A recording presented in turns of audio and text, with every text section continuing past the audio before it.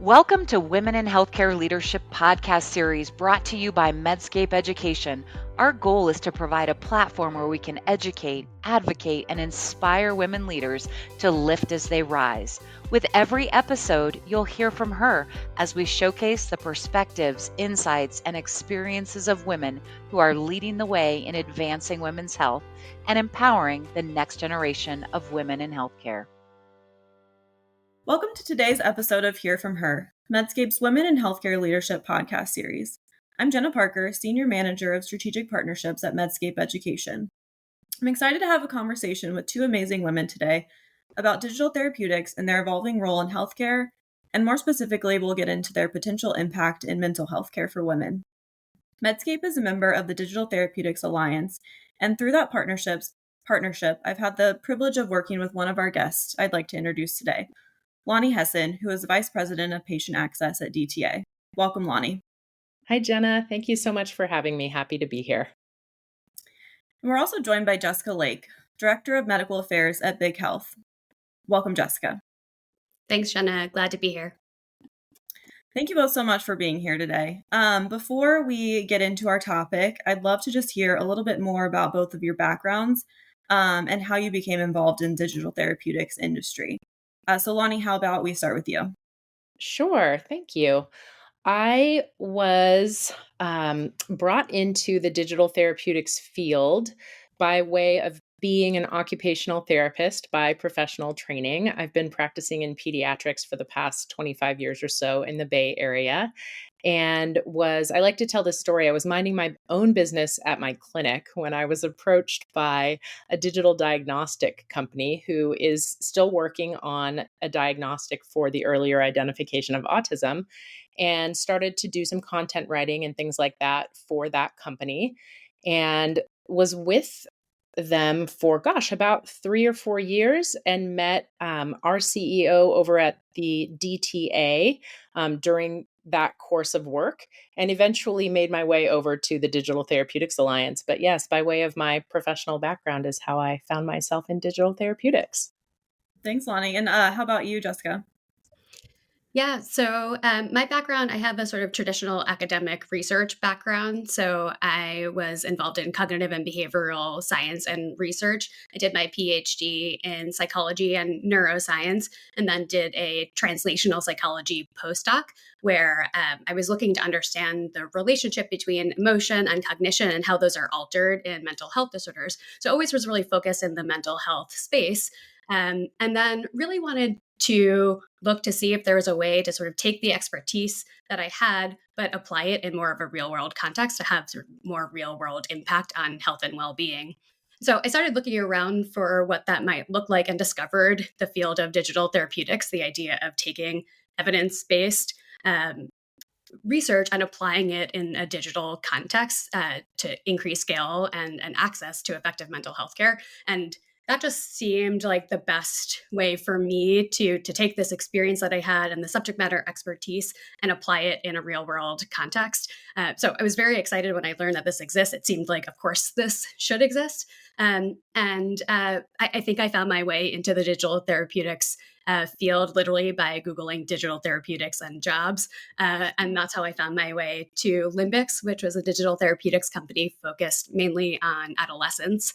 And so I was there for 5 years wearing a lot of different hats. I think I was hire number 8 or 9 at Limbix. So saw that company through a lot of transitions and things like that. And ultimately, Limbix was acquired about a year ago by Big Health. And so that's how I found my way to Big Health about a year ago, and now serve as Director of Medical Affairs today. That's awesome. Thank you both for the introduction. It sounds like you both bring a lot of unique experience into your roles. So Lonnie, I'd love if you could just tell me a little bit more about Digital Therapeutics Alliance and what your organization is doing, and maybe even more specifically your role. Sure, absolutely.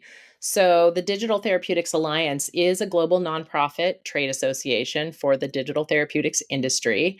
We convene industry leaders and stakeholders and engage in the advancement of digital driven therapeutics. So, we basically bring groups of people together to talk about what next steps we need to take in order to promote the adoption of these evidence-based digital therapeutic tools. And our mission, I'll tell you word for word what the mission of the DTA is. It's to broaden the understanding, adoption, and integration of clinically evaluated digital therapeutics into healthcare through education, advocacy, and cross-industry collaboration. So that kind of in a nutshell tells you we're working with a number of people to determine what the next steps are. We spend time on Capitol Hill working with legislators to help them understand what steps need to be taken in order to have digital therapeutics reimbursed properly. We work with clinicians, patients, and payers to provide education around digital therapeutics. It's very clear that, those of us that live and breathe digital therapeutics every day understand what the true definition is. But when we're speaking with kind of the broader community of patients and clinicians, there's still a lot of work to be done in regard to education. But there is a standard definition for a digital therapeutic that was developed by ISO. ISO is the International Organization for Standardization, and the DTA has adopted the definition. And that definition is: digital therapeutics are health softwares intended to treat or alleviate a disease, disorder, condition, or injury by generating and delivering a medical intervention that has a demonstrable positive therapeutic impact on a patient's health. So that is to say, we needed as a community a standard definition that would be adopted globally. And this is what ISO's working group came up with. Yeah, I think what's so exciting to me about digital therapeutics is the wealth of research and data upon which it's based. So, for example, there have been decades of research demonstrating the effectiveness of cognitive behavioral therapy for treating a number of mental health conditions. And so the translation of that data into the digital space makes a ton of sense in being able to scale this effective form of treatment. And over the past decade or so, there's been growing evidence supporting that digital cognitive behavioral therapy can be just as effective as face-to-face therapy. And I think, one of the things that's exciting to me too is, we take this research that was originally based in and grounded in academic research. With the growth of the digital therapeutics industry, we're helping to take this work out of research labs and the incredible grounded research that happened there, and combining that with the talent and expertise of those in the tech industry and healthcare industry. Thinking about product designers, user researchers, engineers, and all that work together, both the clinical rigor and clinical psychologists involved in this product development, coupled with technology, has made these programs more engaging, more user-friendly, so that these are programs now that people want to use and they're able to use much more readily. And so I think that's what's so exciting about digital therapeutics is it's grounded in this strong, rigorous research, and then we're building upon that to make sure that these are tools that people are engaged with and actually want to use. Thanks, Jessica. And then getting more into the conversation of really the impact on women's mental health, and how these different therapeutic options can really help impact women. What are some of the challenges and barriers facing women's mental health today? Yeah, well, I think, we were talking about the prevalence of mental health disorders, globally and within the United States, across the board. But I think what's important to highlight is that, across all life stages, we know that a number of mental health disorders are actually more prevalent in women. About twice as many women suffer from depression and anxiety than men. And women are 40% more likely to experience insomnia than men during their lifetime. So that's sort of the baseline that we come into this conversation with. But there are also unique challenges for women experienced at different life stages. I think the time period where we see unique challenges as it relates to standard of care for mental health care is specifically during pregnancy and postpartum. And this is really a time period where digital therapeutics can address these unique challenges that come with these issues with standard of care. And so to get into that a little bit, just to set the stage, postpartum depression can impact somewhere between 10 to 20% of women, and about 1 in 7 women will experience moderate to severe insomnia symptoms during pregnancy. And of course, we know that sleep quality can be impacted postpartum when there's a newborn to take care of. So we know this is a particularly vulnerable time from a mental health perspective. But during pregnancy and postpartum, a number of insomnia medications and some anxiety and depression medications are either contraindicated because of the potential for harm to the baby, or their use is not recommended because of limited research establishing their reproductive safety. These same pharmacological concerns are, of course, not a factor for digital therapeutics. And digital therapeutics can also overcome some of the logistical constraints of face-to-face therapy when effectively your therapy sessions are available on demand whenever you have a few minutes to spare on your smartphone. That's great. And Lonnie, from your perspective, what are some other ways that digital therapeutics are sort of able to address barriers that traditional therapies may not be able to? Sure. I think that there are so many considerations when it comes to being a patient or a caregiver of a patient.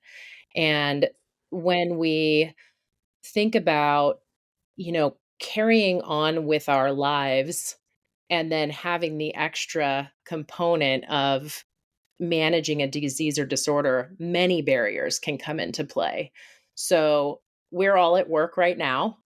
And if we have to take time off work to go to an in person appointment that we've waited for 6 months to a year to receive, that impacts our work life, right? So, just as Jessica said, if your therapy is available essentially on demand whenever you have the ability to pick up your smartphone for a few moments, that can really make a difference for somebody who, is trying to manage kind of that work life balance.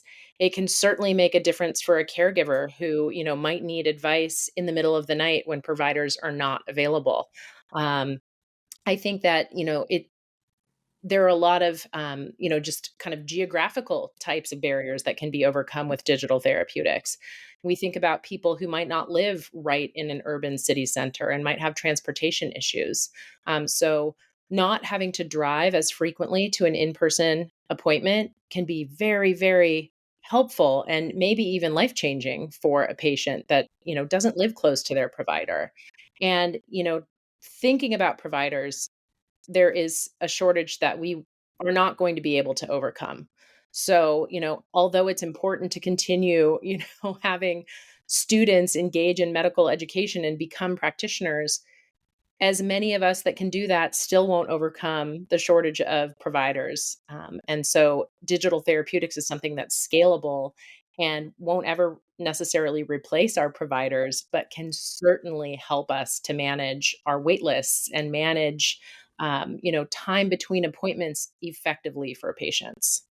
There are so many things that you said there, Lonnie, that I'd love to follow up on. I want to go back, if that's okay, quickly to talking about caregivers. And so when we think about parents having a young child or an adolescent with struggling with mental health concerns, many of them are resistant or are reluctant to put their child onto medication at such a young age, especially when we know that a lot of these medications can end up being taken long term and can be difficult to wean off of, particularly when we think about antidepressants. We've learned more over the recent years about withdrawal symptoms that can last for a long time when you're on those medications. And so parents are reluctant in that respect sometimes to put children onto medication. I think there's also this consideration around stigma as well that comes into play that I think digital therapeutics can overcome in a lot of interesting ways. There still obviously is stigma across age and generation. And so, if these products can be effective treatments and they do feel more accessible to parents, I think that's great, because the alternative, as we know, is the majority of kids, adolescents, and just in general, we know that majority of people struggling with mental health concerns don't receive any form of treatment. And so if this is a product that people feel is less daunting than alternatives, then I think that's a great way to make sure that we're getting effective evidence-based treatments into the hands of people who need it. Absolutely. And as you Absolutely. mentioned, Jessica, our adolescents are used to accessing education, accessing, learning and entertainment on their smartphone. And if they're able to have something that is going to help their overall health and it can be accessed from a smartphone in the privacy of their own home, I think that this particular generation up and coming is really poised very well to make good use of these evidence-based tools. Absolutely. I saw a survey, this came out a few years ago from Hope Lab. There was a national survey that showed that 90% of adolescents with depression symptoms have gone online to receive mental health information. So we're meeting people where they're at in terms of where they're consuming content, where they feel comfortable getting that information. And fortunately, we're at a point where the majority of teens have access to a smartphone as well. So about 95% of teens report that they have access to a smartphone. So we are in this medium providing an accessible option for people to receive this form of treatment. Lonnie, I think you also raised, a really good point about how digital therapeutics really can be a tool for healthcare providers to help them, extend the care that they're able to provide. So could you speak a little bit more about sort of the role of healthcare providers and how they can, integrate these new therapies into their practice? Absolutely. As you mentioned, as a provider myself, I would love to see people, families on my wait list be able to access some of the innovative treatments that are out there, even while they're waiting, right, for their very first appointment. There are some indications that would be helpful in that waiting time. In terms of integration into workflow, I think both Jessica and I can speak a little bit to that. Something that, has become more readily available is for our manufacturers to have their products be visible in the EHR. So that's one big thing that's really important, right? We have to have visibility to providers for these products. And that was a barrier that has kind of slowly but surely started to be overcome. So now, just like, a drug, you will see many digital therapeutics products being listed as options in EHR, and that's because they're starting to be included in these big databases that EHRs pull from to be able to have those seen. So that's one way that clinicians can kind of start to integrate, is just to know about them. And then, there are other components that are really important, right? So if a patient brings the idea of a digital therapeutic to their provider, we want to be able to have those bidirectional conversations.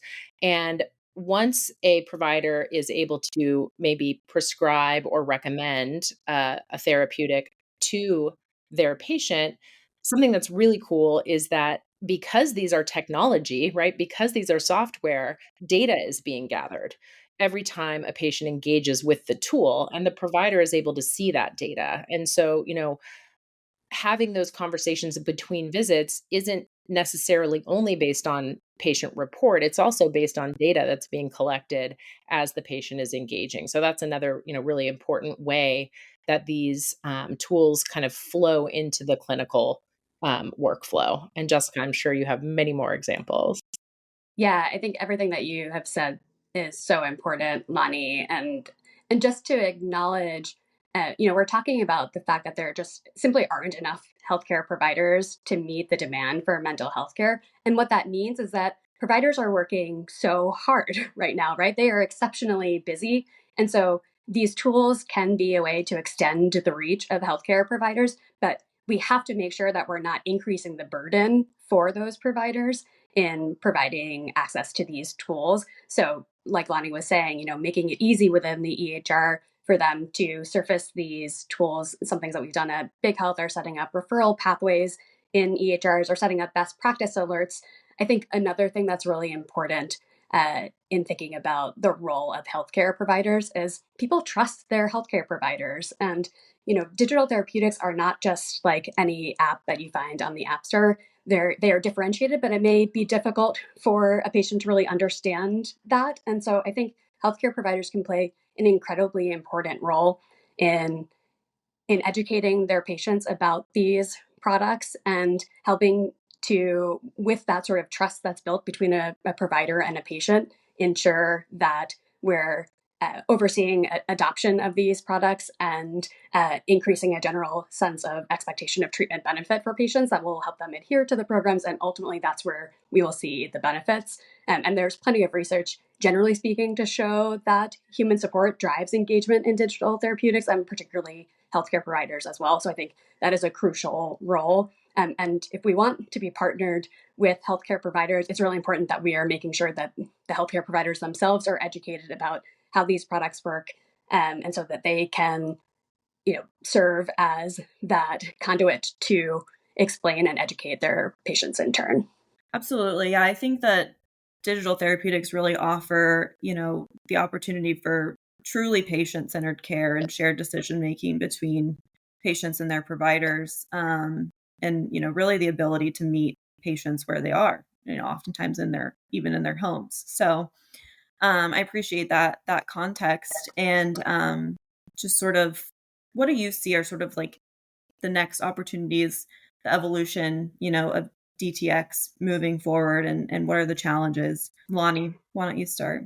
Sure. Well, the next evolution of DTX, I think, is a really important one. And we touched on it earlier in the conversation.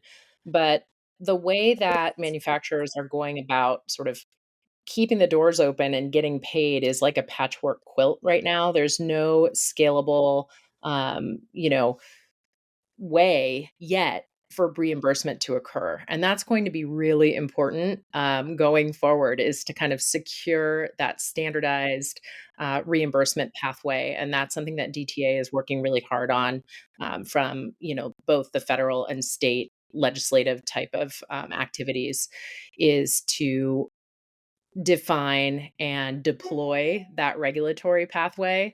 So huge, I think, in terms of more people jumping into the space and developing these tools, is understanding that they'll be able to bring them to market and get them into the patient's hand without adding a burden to the patient having to pay out of pocket. So that's one huge thing. But what I would like to see and what I would hope to see in the next 5 to 10 years are these tools becoming a real piece of the fabric of standard of care, because that's what patients will benefit the most from, is having the choice to have these as part of their care journey. So yeah, that's my hope for sort of the next step for our industry. Yeah, if you'll allow me, I'd like to tell a personal story about someone close to me. This is someone, I'll call them Jamie. Jamie was suffering from from a number of mental health symptoms. Their primary complaint was about attention and ADHD related symptoms, as they spoke to it, but they were also suffering from symptoms of insomnia and depression. They went to see a neurologist to ask for an increase in their ADHD medication dose. Before that neurologist would consider increasing the dose of their medication, that neurologist asked for Jamie to see a psychologist for cognitive behavioral therapy for insomnia. We know that insomnia and depression both can have impacts on attention, and so they wanted to make sure that these symptoms that they were experiencing weren't due to these other conditions. Jamie took the referral to see a specialist in cognitive behavioral therapy and was put on a 3 to 6 month long wait list. And in that time, this is all true, in that time, Jamie was continuing to experience difficulties at work. Their performance was suffering. They were getting feedback from work. They were in real jeopardy of losing their job. Their relationships were suffering, and their symptoms were continuing unabated. And, this sort of classic downward spiral of mental health conditions. And so, I think what is the most devastating about that story is how completely unremarkable it is. There are so many people out there like Jamie who just fundamentally don't have access to effective mental health care when they need it. We were talking about kids and caregivers earlier. the problem is exacerbated in that age group. I also have a friend who has a daughter with anxiety and was put on a 12-month-long wait list, right? Like, this is just where we are at right now. I think all of us in the digital therapeutics community just really believe that these products can be critically important in providing access to effective mental health care. There are struggles in this industry. I think innovation is difficult to achieve change, and that is especially true in the healthcare space. But, ultimately, I think we all believe in a future in which these tools can have a really powerful impact in increasing access, and that we're not too far away from that, and we can have just real impact on mental health care as it exists today. That is incredibly impactful, and thank you for sharing that personal story. I think a lot of listeners could probably relate and probably know people, in similar situations, if not maybe themselves. So I appreciate you sharing that.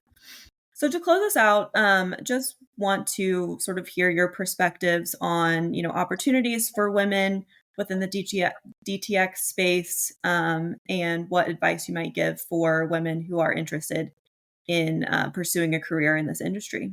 I can start just to say that I think it is incredibly important that we have a diversity of voices in the development and testing of these products. I think that's true beyond digital therapeutics too, but being in this industry, we really need to make sure that we are including the voices of folks of all different communities, and part of that in terms of underrepresentation in healthcare, in clinical research from a patient perspective, and then also from a practitioner perspective, right, is to have those voices of women included. And so I think that is, I would just encourage women to be a part of this industry, to make sure that their voices are heard, and that extends again beyond just women, but for all underrepresented voices to would love to have you a part of this conversation to make sure that we're truly building products that are effective for all, right, and not just the majority. And just to say that too, again, we talked about the prevalence of mental health conditions within women, but in general, we see that underrepresented groups are exactly the folks who are most likely to suffer from mental health conditions. And so we really need to make sure that we are building products that will be effective and are clinically validated within those populations. And so want to make sure that all those folks are a part of the conversation. Absolutely. And I think there are many ways to be a part of that conversation, whether it is, looking for opportunities to get involved in, product testing and focus groups for digital therapeutics products, where our companies are asking for input from that diverse set of voices. We have advisory boards that, advise our trade organization about the next steps to take. And so becoming part of an advisory board might be a nice way to get your foot in the door in a digital therapeutics space. And then certainly, just take a look at what's out there and, bring your expertise. I mean, there are roles for every type of professional woman within DTX companies, right? You don't have to be a software developer. I'm an occupational therapist. You don't have to be, even a clinician, right? I mean, our companies need all of the roles. We need project managers, we need HR, we need everyone. So if you're interested at all in the space, take a look at, what's available out there that fits with your background and go for it. Awesome. Thank you both so much for being here again today and for sharing your insights. For our listeners, if you're interested in learning more, you can actually visit Medscape's Building Bridges in Mental Health and Wellness on medscape.org. The page includes various activities and education on mental health topics. And we also feature resources directly from the Digital Therapeutics Alliance that you can access from that page. So thank you for listening, and we look forward to you tuning in for our next episodes. Thanks for joining us. Tune in next week as we continue our journey to amplify the voices of women leaders in pharma and medicine. Hear From Her is brought to you by Medscape Education. Please subscribe to Hear From Her on your preferred podcast channel and follow us on LinkedIn. Until next week, remember to lift as you rise.